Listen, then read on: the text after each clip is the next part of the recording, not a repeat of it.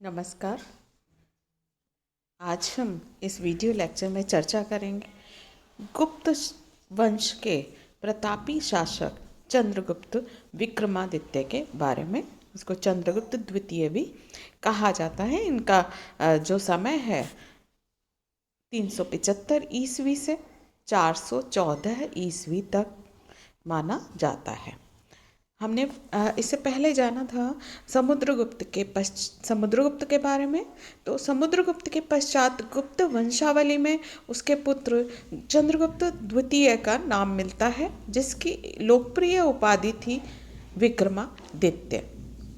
लेकिन ये संभावना व्यक्त की गई है कि इन दोनों सम्राटों के मध्य बहुत कम समय के लिए रामगुप्त, जो संभवतः चंद्रगुप्त का ज्येष्ठ भ्राता था, उसका शासन रहा होगा। कुछ साहित्यिक उल्लेखों और पूर्वी मालवा क्षेत्र के से प्राप्त मगुप्त या रामगुप्त के नाम से अंकित तथा गरुड़ चिन्हांकित सिक्कों के आधार पर रामगुप्त की ऐतिहासिकता प्राय विद्वानों द्वारा स्वीकार की जाती है। तो चंद्रगुप्त द्वितीय को साम्राज्य निर्माण का कठिन कार्य नहीं करना पड़ा। उसके सामने जो समस्या थी गुप्त साम्राज्य को दृढ़ और सुरक्षित बनाने की थी। चंद्रगुप्त द्वितीय के शासनकाल में गुप्त साम्राज्य अपने उत्कर्ष की चोटी पर पहुंचा था। उसने वैवाहिक संबंध और विजय दोनों तरह से साम्राज्य की सीमा का विस्तार किया। विशाख दत्त कृत देवी चंद्रगुप्तम एक नाटक है।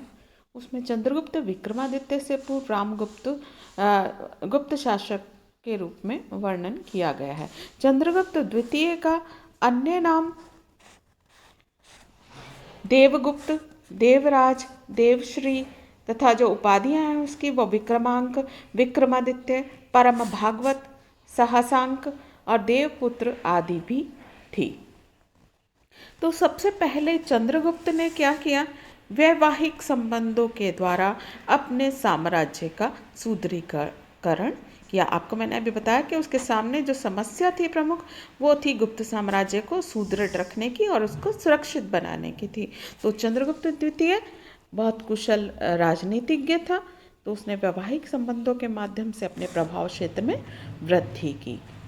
चंद्रगुप्त विक्रमादित्य की पुत्री प्रभावती गुप्ता के पूना ताम्रपत्र से ज्ञात होता है कि चंद्रगुप्त विक्रमादित्य ने नागकुल में उत्पन्न कुबेर नागा के साथ में विवाह किया था। चूँकि नागवंश तत्कालीन भारत का एक प्रतिष्ठित राजवंश था, इस वंश की अनेक शाखाएं भारतवर्ष के भिन्न भिन्न प्रदेशों में शासन करती थीं और चंद्रगुप्त के दिग्विजय के परिणाम स्वरूप उत्तरी भारत के अनेक प्रदेश नागवंश के हाथ से तो निकल गए थे, लेकिन पश्चिमी और दक्षिण भारत के कुछ प्रदेशों पर अब भी इसी वंश का राज्य चलता रहा था।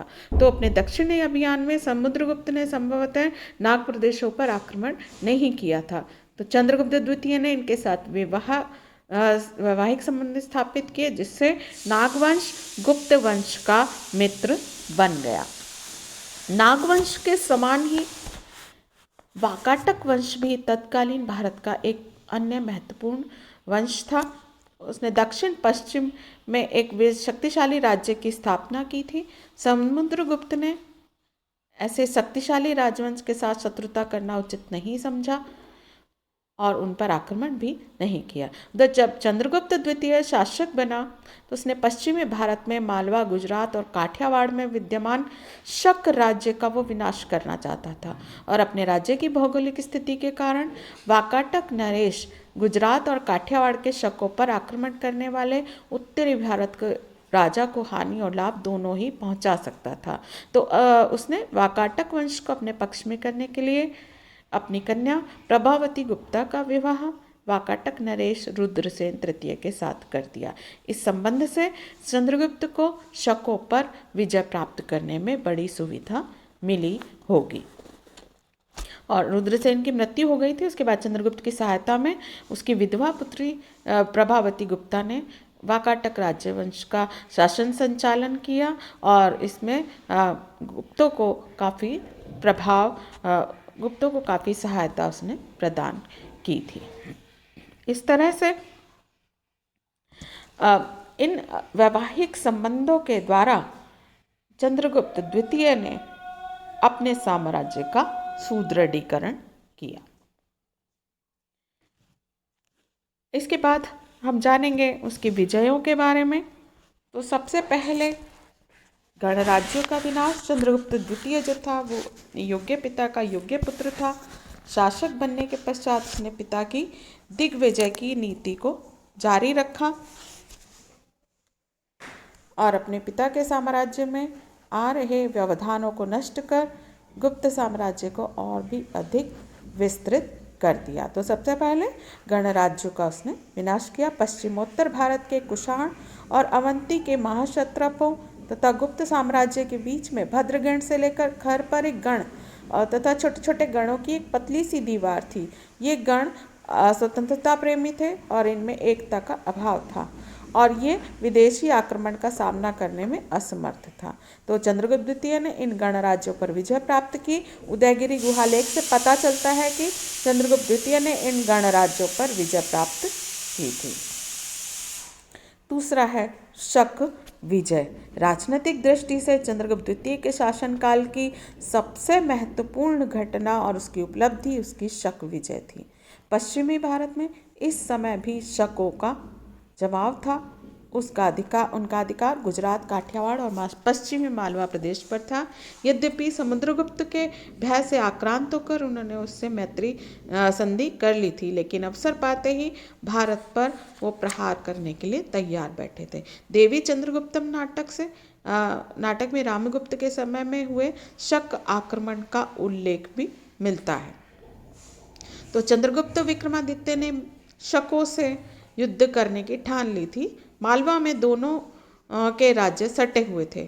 पश्चिमी मालवा में शक थे और पूर्वी मालवा गुप्तों के अधीन था। शकों के उन्मूलन करने के लिए चंद्रगुप्त ने पूर्वी मालवा को ही अपना आधार बनाया और चंद्रगुप्त के संधि विग्रहिक मंत्री वीरसेन का एक अभिलेख हमको भिलसा के पास उदयगिरी से मिला है, जिसमें वो लिखता है कि वीरसेन सारी पृथ्वी की जय कामना करते हुए स्वयं अपने राजा के साथ यहाँ आया और इसमें कोई संदेह नहीं कि चंद्रगुप्त द्वितीय का यहाँ आना उसके शक अभियान के प्रसंग में हुआ था। तो चंद्रगुप्त ने शकों को परास्त कर उन पर विजय प्राप्त कर ली और उसने अंतिम शक क्षत्रप शासक रुद्र सिंह तृतीय का वध कर दिया और इसके साथ ही भारत में शक शक्ति का अंत हो गया।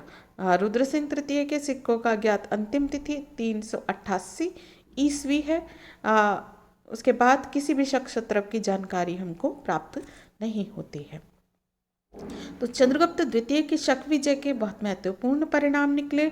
पश्चिमी मालवा, गुजरात, सौराष्ट्र, काठियावाड़ के प्रदेश गुप्त साम्राज्य के अंतर्गत आ गए और पश्चिम में गुप्त साम्राज्य की सीमा अरब सागर तक पहुंच गई। भड़ौच, आधुनिक भड़ौच जो है वो उसको उस समय भृगुकच्छ कहा जाता था। भृगुकच्छ के नाम से वो प्रसिद्ध बंदरगाह अब गुप्त साम्राज्य के अंतर्गत आ गया और इन मालवा, गुजरात, सौराष्ट्र के समृद्ध प्रदेशों की प्राप्ति पश्चिम तटवर्ती पत्तनों के संपर्क से गुप्त काल में व्यापार की बहुत अधिक वृद्धि हुई। उस काल में उज्जैन व्यापार का बहुत बड़ा केंद्र था और बहुत सारे व्यापारिक मार्ग वहाँ केंद्रीभूत थे। तो शक विजय के उपरांत चंद्रगुप्त ने अपनी दूसरी राजधानी उज्जैन में स्थापित की और 58 ईस्वी पूर्व में शकों को परास्त कर उज्जैन के राजा विक्रमादित्य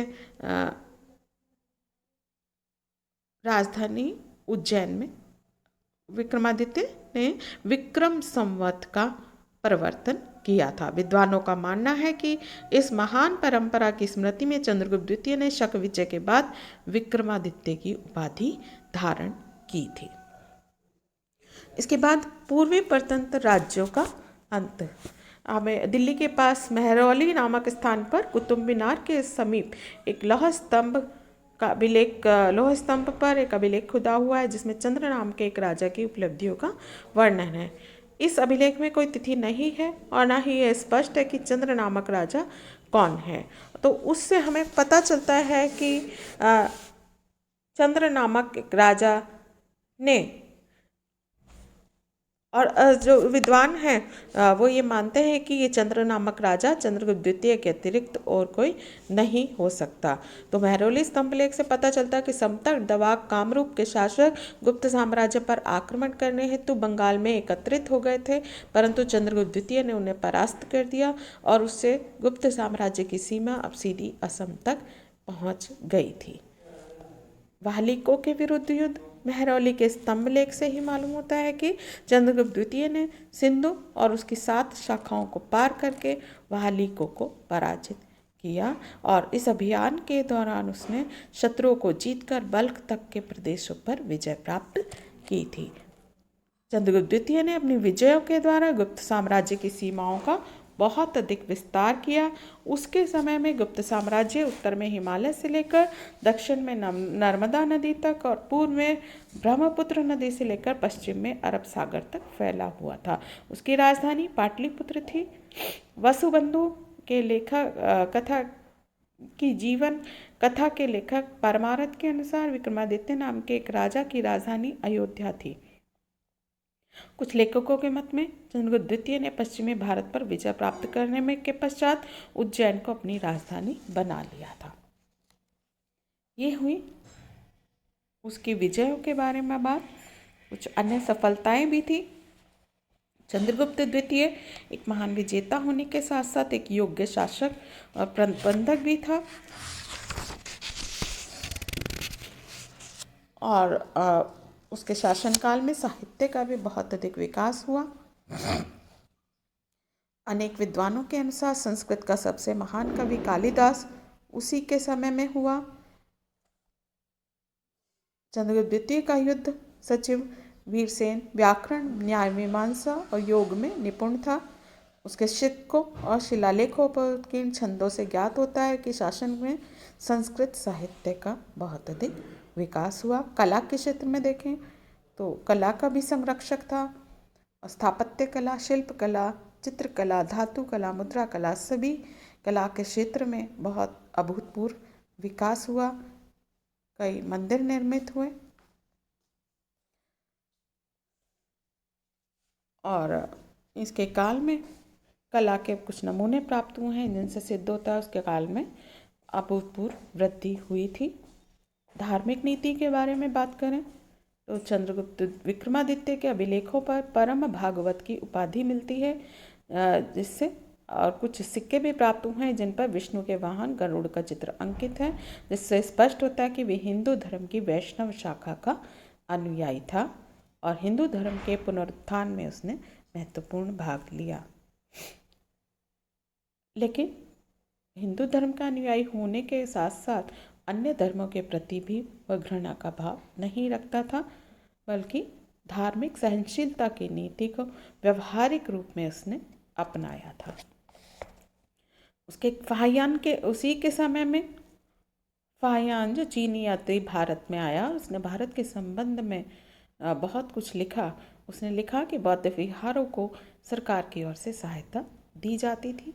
कर्मचारियों की नियुक्ति भी धर्म के आधार पर नहीं होती थी।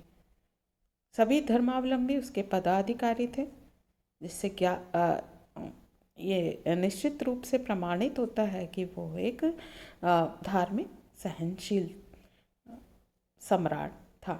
चीनी यात्री फाहियान ने उसकी दानशीलता और धार्मिक सहनशीलता की प्रशंसा भी की। और इसी के साथ ये चैप्टर हमारा यहीं पर समाप्त